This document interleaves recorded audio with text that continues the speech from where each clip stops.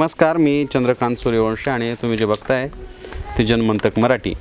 आपण गेली 2 दिवसापासून रेणापूरमध्ये जे स्वस्त धान्य दुकान, रास्त भाव धान्य दुकान जे असतात, गोरगरिबाचं धान्य ज्या दुकानावर मिळतं त्या दुकानामध्ये हजारो किलोपेक्षा अधिकचा म्हणजे लाखो किलो माल, म्हणजे जवळपास अंदाजे 85,000 किलो माल दुकानदारांनी संगनमत करून त्या मालाचा अपहार केल्याचा आरोप आम्ही करतोय. आणि आरोप आम्ही करण्यापेक्षा आमच्याकडे असे काही पेपर्स आहेत, त्या पेपरमध्ये स्पष्टपणे उल्लेख आहे की जवळपास 85,000च्या पुढचा माल या लोकांनी अपहार केलेला आहे. असे टोटल 11-12 दुकानं आपल्या शहरामध्ये. किती दुकानं आहेत आपल्या शहरामध्ये? शहरामध्ये 12 तुमच्या सहित 12 असतील, म्हणजे सिटीमधले. आमचं नगरपंचायतमधलं दुकान, नगरपंचायतमधील दुकान आहे. पण ह्या दुकानाचा पण याच्यामध्ये उल्लेख आहे, कारण रेणापूरमध्ये नगरपंचायतीमध्ये शहरातमध्ये त्याचा उल्लेख केला जातो. दुकानावरती बोर्ड आहे. मी अनेक दुकानावरती गेलो पण बोर्ड नाहीत, आकडे लिहिले नाहीत, पण बोर्ड तरी दिसतो. इथं वरी बोर्ड आहे. आता या दुकानदाराला भेट देण्याचं कारण काय, तर मागील मी 1-2 बातम्यांमध्ये असा उल्लेख केला होता की ज्या अनेक म्हणजे म्हणण्यापेक्षा 99% दुकानांनी तशा प्रकारचा घोटाळा केला आहे. पण हे काळेवाडीचं दुकान आहे आणि काळेवाडीच्या दुकानात मात्र कुठल्याच प्रकारचा घोटाळा आम्हाला पाहायला मिळाला नाही. संबंधित दुकानदाराला माल मिळाला, मी म्हणत नाही तर ह्याच्यावरती दाखवतं आहे. आज ह्यांच्याकडे एप्रिलचा माझ्या हातात रिपोर्ट आहे. तर एप्रिलमध्ये ह्यांच्याकडं माल फक्त 7 किलो शिल्लक दाखवतं आहे. गहू 7 किलो दाखवत आहेत. त्याचबरोबर यांच्याकडे जे आहे तांदूळ जे आहेत ते 26 किलो दाखवत आहेत. आणि ज्वारी तर यांच्याकडे नाहीच, ज्वारी तर नाही समजा यांच्याकडे. आता मला काही प्रश्न तुम्हाला उपस्थित करायचे आहेत. पहिलं तुमचं नाव मला सांगा. माझं नाव पद्माकर दिगंबर काळे. इकडे कॅमेरा. पद्माकर दिगंबर काळे. हे आमच्या वडिलाच्या नावावर दुकान आहे. दुकानदाराचं नाव आहे दिगंबर तुकाराम काळे. मी नॉमिनी म्हणून चालवतो, त्यांचा मुलगा आहे मी. किती वर्षापासून दुकान चालवतो तुम्ही? आता मी एक 4-5 वर्ष झालं मी चालवता. आता वडिलाला भरपूर दिवस झाले. तुम्ही आमच्या बातम्या पाहिल्या असतील, हो. जे भ्रष्टाचार झाला आम्ही म्हणतोय, लोकांनी अपहार केला. आता मला काही महत्त्वाचे प्रश्न तुम्हाला विचारायचे. पहिला माझा प्रश्न असा आहे की तुम्हाला डिसेंबरचा माल मिळाला होता का? मिळाला की सर. एवढंच की कसं असते, डिसेंबरचा माल महाग पुढं होत असते. म्हणजे कधी आतापर्यंत आता माझ्या ऑफिस जेव्हापासून आता पॉज मशीन आल्यापासून काय होते, 27 तारखेला पुढच्या महिन्यातला माल कधी येते. नाही, ते मागं पुढे येऊ द्या. मला डिसेंबरचा माल मिळाला होता का? हो, माल मिळाला होता. पण तुम्ही डिसेंबरचा माल लोकांना वितरित केला का? हा, वितरित केला की. कसा वितरित केला? मशीननं वितरित केला किंवा ऑफलाईन वितरित केलं? ऑफलाईन करता येत नाही. कसं करायला जमत नाही. ऑफलाईन देता येत नाही. ऑफलाईन देऊन मग पुढच्या महिन्यात माल कसं येईल त्याचा?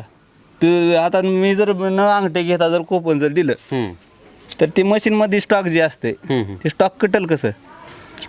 आपल्या मशीनमध्ये जेवढा माल असते तेवढा चित्र माल दाखवावं लागतं. जर तुमच्याकडे माल असेल तर त्या मालाचं समायोजन करावं लागतं. द्यावं म्हणजे ती माल वाटपच करावं, ते माल वाटपच करावं लागतंय. आता आम्हाला काही दुकानं असे दिसले की त्यांनी माल ऑफलाईन दिलाय म्हणतात. हे देण्याचा अधिकार कोणाला?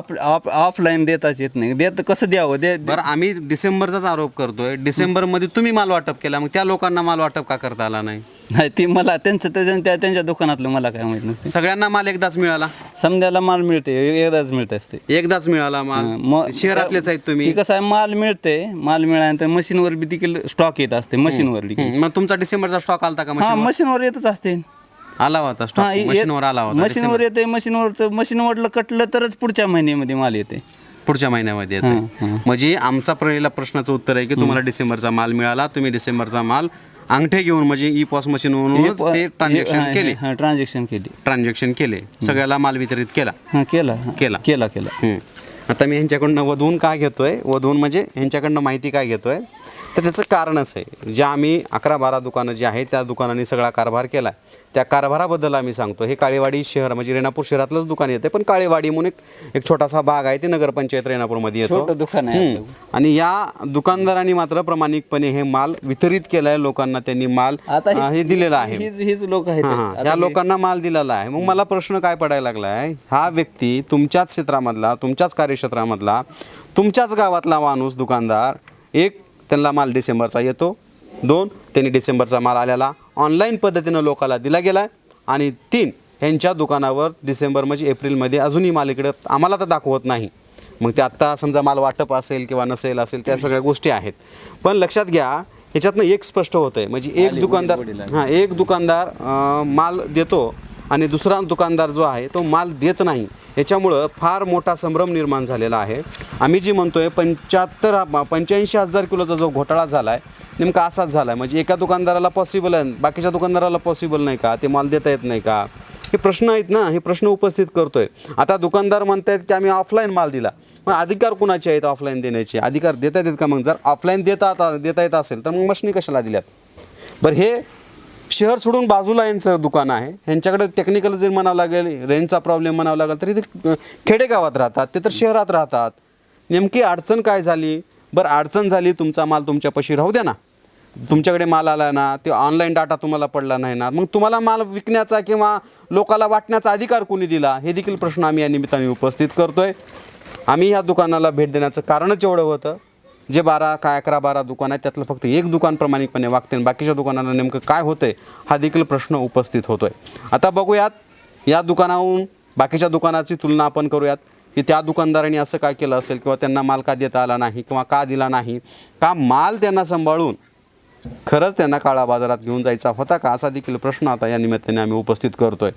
आता आम्ही म्हणत नाही तर एक कागद म्हणतायत, तुमचीच वेबसाईट आहे, शासनाचीच वेबसाईट आहे, वेबसाईटच सांगायला लागले आम्हाला एवढे तुमच्याकडे 75,000 किलो माल आमच्याकडे शिल्लक राहिला आहे आणि तो आज ऑनलाईन डाटा त्यांच्या मशीनला आजच्या घडीला म्हणजे आजच्या तारखेमध्ये देखील त्यांच्याकडे उपलब्ध आहे. याचा अर्थ हा माल त्यांच्या दुकानात असणं अपेक्षित होतं, पण हा माल त्यांच्या दुकानात एकही किलो तिथं शिल्लक नाही. त्यामुळं हा मालाचा मोठा भ्रष्टाचार आहे. त्यामुळं कारवाई काय होणार ते पाहणं आता गरजेचं आहे. जन्मंतकची ही मालिका रेणापूरच्या राशनचा महाघोटाळा बघत राहा.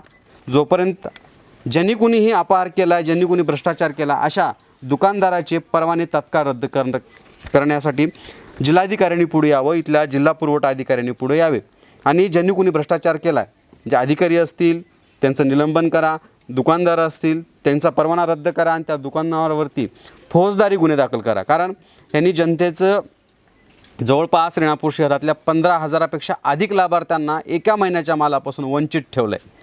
मालाचा वंचित ठेवण्याचं कारण नेमकं काय, आणि त्याला आधार धरून तुम्ही त्यांच्यावरती फौजदारी गुन्हे देखील दाखल करणं अपेक्षित आहे. बघूयात ही जन्मंतकची मालिका बघत राहा. मी होतो काळेवाडी शहरामध्ये.